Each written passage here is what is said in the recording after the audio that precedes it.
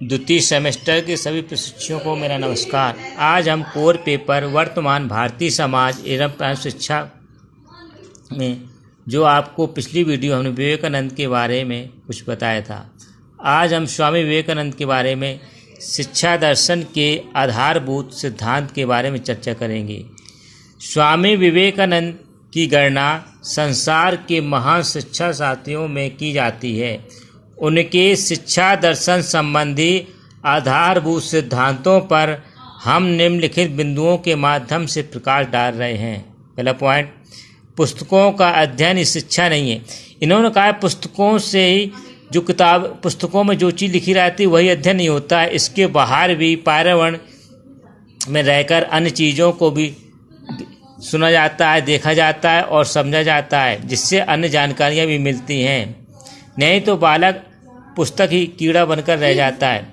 बालक तथा बालिका दोनों को समान शिक्षा मिलनी चाहिए।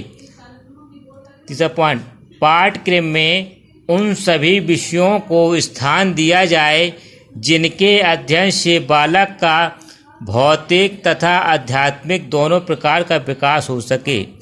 यानी पाठ्यक्रम में ऐसे विषय रखे जाएं जिससे बालक का भौतिक भी, जैसे इतिहास, भूगोल, न्यायशास्त्र ये विषय होना चाहिए, आध्यात्मिक, धर्म, पुराण और ज्योतिष आदि विषयों का भी अध्ययन कराया जाना चाहिए।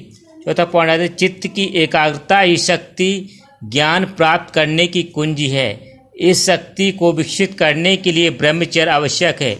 यानी उन्होंने बताया है चित्त की एकाग्रता ही शक्ति ज्ञान करने की कुंजी। यानी अगर व्यक्ति को ज्ञान प्राप्त करना है तो अपने मन को पहले एकाग्र करना होगा, तभी कोई चीज़ उसे समझ में आएगी और याद होगी। इसके लिए उसको ब्रह्मचर्य का पालन करना आवश्यक है। ब्रह्मचर्य का अर्थ होता है ब्रह्म मुहूर्त में उठना, उठ करके ब्रह्मचर्य में योग व्यायाम करना और अध्ययन कार्य करना। इस प्रकार शिक्षा ऐसी हो जो बालक का शारीरिक, मानसिक, नैतिक और आध्यात्मिक विकास कर सके। यानी उनके अनुसार शिक्षा ऐसी होनी चाहिए जो बालक का शारीरिक रूप से, मानसिक रूप से, नैतिक रूप से और आध्यात्मिक रूप से विकास करे। पाठ्यक्रम के नेक्स्ट पॉइंट आता है, पाठ्यक्रम के अंतर्गत लौकिक व अलौकिक दोनों प्रकार के विषय होने चाहिए। लौकिक का अर्थ होता है जैसे धर्म, पुराण आदि, जैसे रामायण, महाभारत। ये अलौकिक मतलब होता है इतिहास, भूगोल, न्यायशास्त्र, अर्थशास्त्र, इन प्रकार के विषय होना चाहिए। नेक्स्ट पॉइंट आता है, स्त्रियों को विशेष रूप से धार्मिक शिक्षा दी जाए। उन्होंने इस पर विशेष जोर दिया है, स्त्रियों को विशेष रूप से धार्मिक शिक्षा दी जाए। अगर स्त्रियों को धार्मिक शिक्षा दी जाएगी तो जो भी बालक होगा उसको धार्मिक शिक्षा मिलेगी, और जब स्त्री धर्म से संबंधित रहेगी तो घर में जितने भी लोग होंगे, छोटे बालक होंगे या पुरुष होगा, वो भी धर्म संबंधी शिक्षा ग्रहण करेगा और धार्मिक भावनाएं प्रकट होंगी। नेक्स्ट पॉइंट आता है, जनसाधारण में शिक्षा का प्रसार किया जाए। यानी हर व्यक्ति तक शिक्षा का प्रसार किया जाए, कोई व्यक्ति उसे छूता न रहे। नेक्स्ट पॉइंट है, मात्र पुस्तकीय ज्ञान द्वारा अध्ययन शिक्षा ही नहीं। यानी पुस्तकी में जो पुस्तक में लिखा रहता है वही ज्ञान नहीं होता, इसके अलावा भी होता है। पर्यावरण में रहकर और अन्य जगह इधर उधर घूमकर जो भी अन्य चीज़ें देखने, समझने, सीखने को मिलती हैं वो भी ज्ञान के अंतर्गत आता है। नेक्स्ट पॉइंट है, मन, वचन तथा कर्म की शुद्धि आत्मनियंत्रण है। यानी मन द्वारा, वचन द्वारा और कर्म, अच्छे कर्म द्वारा शुद्धि ही आत्मनियंत्रण है। यदि व्यक्ति का मन एकाग्र होगा, वचन अच्छे होंगे और कर्म अच्छे होंगे तो उसमें आत्मनियंत्रण की भावना अधिक होगी। नेक्स्ट हेडिंग आती है बच्चों, शिक्षा के उद्देश्य। स्वामी विवेकानंद के अनुसार शिक्षा के उद्देश्य निम्नलिखित होने चाहिए। इन्होंने पहला पॉइंट क्या बताया, इसको आप लोग ध्यान समझेंगे।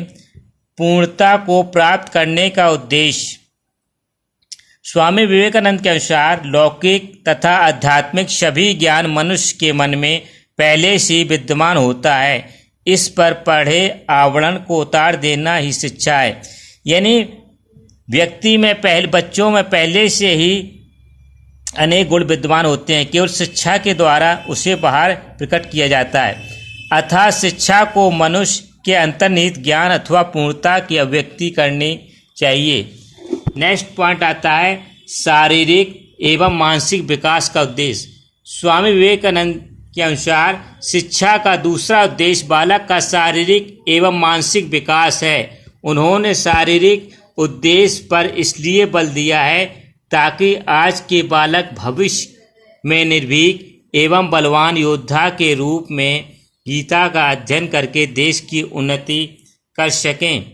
शिक्षा के मानसिक उद्देश्य पर बल देते हुए उन्होंने बताया है कि हमें ऐसी शिक्षा की आवश्यकता है जिसे प्राप्त करके मनुष्य अपने पैरों पर खड़ा हो सके।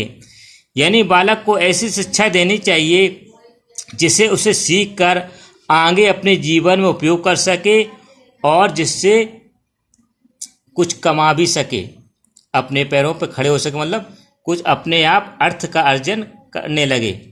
नेक्स्ट पॉइंट आता है नैतिक तथा आध्यात्मिक विकास का उद्देश्य। स्वामी जी के अनुसार देश की महानता केवल उसके संसदीय कार्यों से नहीं होती अपितु उसके नागरिकों की महानता से होती है। किंतु नागरिकों को महान बनाने के लिए उनका नैतिक आध्यात्मिक विकास परम आवश्यक है। यानी स्वामी जी ने कहा है अगर नागरिकों को महान बनाना है तो उसके लिए पहले नैतिक आध्यात्मिक विकास होना परम आवश्यक है, अतः इसके लिए शिक्षा परम आवश्यक है। नेक्स्ट पॉइंट आता है चरित्र निर्माण का उद्देश्य। विवेकानंद जी ने चरित्र निर्माण को शिक्षा का महत्वपूर्ण उद्देश्य माना है। इसके लिए उन्होंने ब्रह्मचर्य पालन पर बल दिया है। बताया है कि ब्रह्मचर्य के द्वारा मनुष्य में भौतिक एवं आध्यात्मिक शक्तियां विकसित होंगी तथा वह मन वचन और कर्म से पवित्र बन जाएगा। नेक्स्ट पॉइंट आता है आत्मविश्वास श्रद्धा एवं आत्म त्याग की भावना का उद्देश्य। स्वामी जी ने इस बात पर बल दिया है कि अपने विश्व पर विश्वास रखना, श्रद्धा तथा आत्म त्याग की भावना को विकसित करना शिक्षा का महत्वपूर्ण उद्देश्य है। नेक्स्ट वीडियो में फिर से मिलेंगे, तब तक के लिए नमस्कार।